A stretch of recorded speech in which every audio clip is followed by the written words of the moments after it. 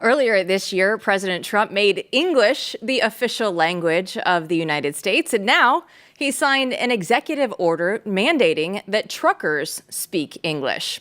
Press Secretary Caroline Leavitt spoke about the impact of truckers who don't speak English earlier. Watch. And then the third executive order, which actually speaks to the heart of your question earlier about the Uber drivers, will be a order directing the Department of Transportation to include English literacy tests for our truckers. This is a big problem in the trucking community that, unless you're in that community, you might not know. But there's a lot of communication problems between truckers on the road, with federal officials and local officials as well, which obviously is a public safety risk. So we're going to ensure that our truckers, who are the backbone of our economy, are all able to speak English. That's a very common sense policy in the United States of America. So the president will be signing that later this afternoon. So here to break it all down for us is Gord Magill. He's a trucker, a writer, and the author of the upcoming book, End of the Road. So Gord, thanks so much for joining us. Now, we have you on because we saw your thread where you were going through and actually talking about truckers needing to be able to speak English and how it's actually killing a lot of people. And you actually tweeted at Matthew and I. So we're so appreciative for you highlighting this problem out there on X. So explain for us what's going on right now. Well, thank you very much for having me back. I was with you guys a couple months ago. What's happening is that this executive order overturns a memorandum that was put in place by the Federal Motor Carrier Safety Administration in 2016 in the waning days of the Obama administration. And what they had done is they had taken a law that's on the books, federal code, saying that all CDL drivers must be proficient in the use of English. And the enforcement mechanism was that if a DOT or police officer was inspecting a truck and driver and found that they could not communicate effectively in English, they used to be able to place that driver out of service. That means pull them out of the truck. They're not allowed to drive any further. And the Obama administration waived that rule. This created a little bit of a loophole. And so we started seeing more and more drivers coming into the industry, either insourced from other countries or after we saw the sort of border zone where Mexican trucks were constrained, that was opened up, and now we have more trucks coming in from Mexico. So we have all these extra drivers on the roads who do not speak English, and that's sort of a problem given that the language of the road is English. All your highway signs are in English, all your weather reports are in English, all of your enforcement officers are in English. 99% of the customers you deal with, whether you're picking up a load or delivering a load at facilities, those guys are all speaking English. So this loophole sort of turned the interstates of America into like the Tower of Babel. And what happened is that the accident statistics for trucks started to increase. So you started seeing more collisions and more people involved in fatal collisions. And then in 2021, under the Biden administration, they started this thing called the Trucking Action Plan. And what they did was they basically said there's not enough truck drivers, which was a lie. There's plenty of truck drivers domestically in the United States. But if you read it, it says, well, we're being told that rates are going up 7 to 12%. So their corporate lobbyists were trying to make sure that truck drivers didn't get paid anymore. So the Biden administration's action plan within 12 months doubled the number of CDLs issued typically than any other year.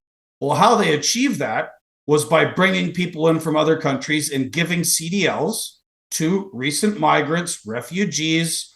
Maybe they had visas, maybe they didn't, maybe they had work authorizations. But basically, every year, the United States CDL training system will produce between 400 and 450,000 new drivers a year. 2021 to 2022, that went up to 876,000. And a lot of these folks were from other countries, didn't speak English. And as the freight recession started in 2022, right? So there was a COVID demand spike, which is why Biden did this trucking action plan. And then that dissipated. And we've been in what's called a freight recession basically for the last 3 years. And American legacy trucking companies, mom and pops, medium-sized carriers, have been going out of business left, right, and center for the last 2 or 3 years. But this number of like in-source drivers remains the same. And more of them are getting in accidents. Like the statistics show an increase year over year since 2016, since this loophole was opened, and it's been going higher since 2021. So President Trump has seen statistics on this compiled by my friends at American Truckers United, and Secretary Duffy was alerted to this problem, and they basically signed an order saying that's enough of that memorandum. This is going to be a fairly easy and direct way to help clean up this problem. Enforce the English laws that are on the books. This is a safety critical issue for American motorists, and enough of this not having people trained in English. It is a wild ride to think about the fact that we've had you writing for the site at blazemedia.com for a while. You've been writing for the blaze.com. I hope you write more for us. But if you just look back at, it was November 2024, your open letter, right, to Elon Musk and Vivek at the time, where you were sounding off on many of these issues. And now, lo and behold, there's action taken. I mean, this is not the way it usually works, right? I'm as surprised as any of you guys are. Like, I'm a lifelong trucker. I never saw myself as a writer or anybody that was going to be able to do anything, and I just sort of started writing. People asked me to submit some stuff to a blog in 2017. Shout out libertarians.com, and then I went on a few podcasts and I started writing about the Freedom Convoy. And, I don't know. They say if you tell the truth, people will listen.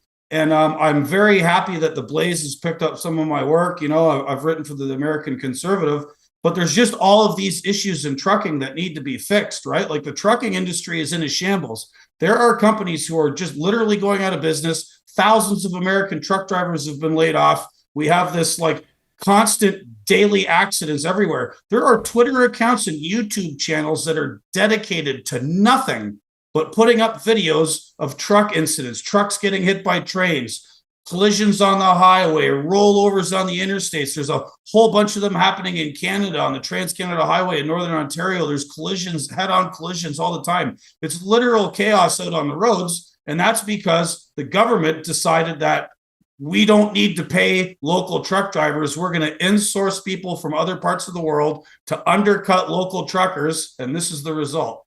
So how is this going to be enforced? How do we make sure that this policy is actually put into place? Well, that's the rub. It's very easy for the government to make a law or say they're going to enforce one. It's another thing to actually do it. I think what you're going to see happening is these inspection stations, weigh stations, scales where trucks have to get weighed and they have to interact. There are regular inspections on trucks all over the country every day. Certain times of the year, there's blitzes. The Commercial Vehicle Safety Alliance does a blitz every year for a whole week where they just like 24/7 for an entire week, they're inspecting trucks. And what you're going to find is now that they've been directed by this executive order, when they find truckers that cannot proficiently speak English, they'll just be placed out of service. And what's going to end up happening is the owners of those trucks are going to have to find another driver to come and rescue that truck that's been placed out of service because clearly the driver who's behind the wheel is not complying with the law. All right. Well, full disclosure that if it's not theblaze.com, that is my favorite website, it is Zero Hedge. And you were out there writing for them today, and you're actually warning of a truck financing crisis that's actually going to be pretty similar to the 2008 housing bubble. So is this bubble about to burst? What's causing all of this?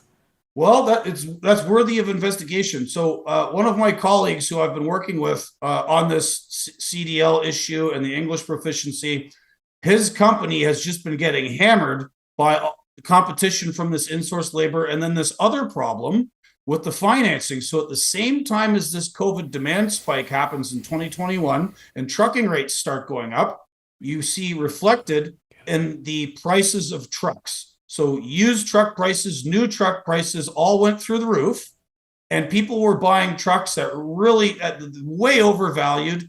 And then financing companies got involved. Truck dealers, truck manufacturers were signing people up to buy trucks without necessarily doing the correct credit checks and then doing it at these overvalued prices. And what's happened is once the demand spike went away and we entered that freight recession, a lot of these financing companies started to realize that, like, if they try and repossess these trucks, some of the loans on these trucks are underwater. So they just told people, hey, defer the payments. We know times are tough. We're trying to do you a favor. You know, just don't pay us. It's fine. Well, the problem, you can only get away with that for so long, right? So it remains to be seen. I don't have numbers for how many trucking companies this is going to affect, but there's been enough people contacting my associate Harvey and myself saying that this deferral issue has been going on for well over a year now, and sooner or later the bill is going to come due for all of this equipment that's been out on the road that was already overvalued and purchased used. Now it's even more used, and they're like 50 to 100% underwater on the loans. And the companies that issued those loans don't want to repossess the trucks because then it goes on their books and makes them look bad. How much longer can this go on? I don't know. I'm not a finance guy, but it seems that there's an awful lot of assets out there that are underwater, and sooner or later the bill's going to come due for that. Well, Gord, while we have you here, there's a big topic that we need to talk to you about and get your insight on, and that is the nation that is our northern neighbors, right? Where I'm from. A few things apparently have been going on in Canada, where you're from, this week that everyone has been talking about. So, of course, Mark Carney's Liberal Party won the election, and President Trump called up Carney to congratulate him. But finally, as of this morning, he hadn't yet. I believe he has, and the White House spokesperson Anna Kelly said, however, that doesn't change Trump's plans to make Canada the 51st state. Gord, why did Canadians vote to keep the Liberal Party in power?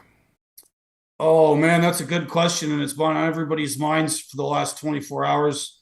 My opinion is this: I've been fighting with the Canadian media for a long time. I was one of a very tiny handful of people to cover the Coots 4 story. There are still 2 political prisoners in Canada that many people don't know about.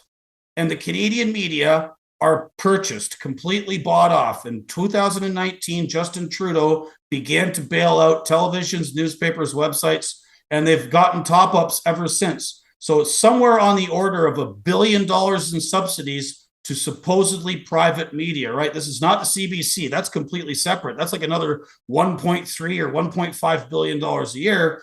So what you think of in Canada as private media are not. They are wards of the state, and so they do what the state tells them. There's no, like, Canada is no longer a free country as Americans understand it.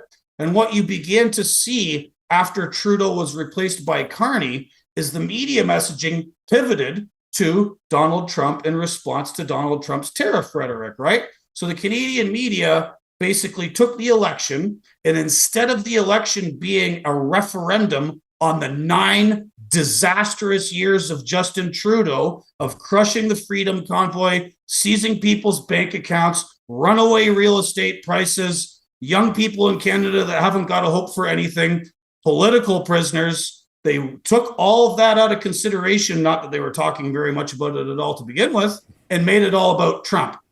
And people bought it. Propaganda works, okay? They airdropped in this banker who hasn't lived in Canada for years, and, you know, has got 3 different passports, didn't hold a seat in Parliament until yesterday, and he's now the Prime Minister.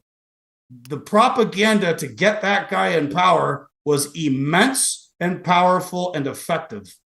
Oh boy. You know, they always say it can get worse. It really can. So what do we have to worry about here in the United States then? What do we think that Carney's relationship will be with us here in the U.S.? Well, I mean, obviously he's probably going to have a somewhat antagonistic relationship to Trump. You know, like, Trump's not blameless for this, right? Like, coming out of the gate and launching tariff wars with people, whether or not he means it or he's serious about it or he's doing the 4D chess, I don't know. But, like, obviously this stirred up a nationalist fervor in Canada, which previously was ignored because Trudeau claimed Canada to be a post-national state. So that's had to come back in order for them to get Carney in the Prime Minister's chair. And, you know, there's going to be ongoing negotiations about trade issues for sure. I don't want to comment too much about Mr. Carney. Again, he's an unknown. The guy was in charge of the Bank of Canada and then in charge of the Bank of England. as far as I know, he until very recently lived in New York City. It's sort of hard to read what he's going to do. So what do you think Trump should do moving forward? Like, well, if you were advising the president, what would you tell him? Oh. Loaded question. Well, tell you what, we'll stick with my trucking thing. Speaking of Mark Carney, I think Canadian trucking companies are going to freak out about this language enforcement thing because the Canadian trucking industry has slowly but surely over the last 10 years been parasitized by recent arrivals to Canada from India. I've read that the Vancouver and Toronto trucking markets are now in excess of 50% owned by Indian companies.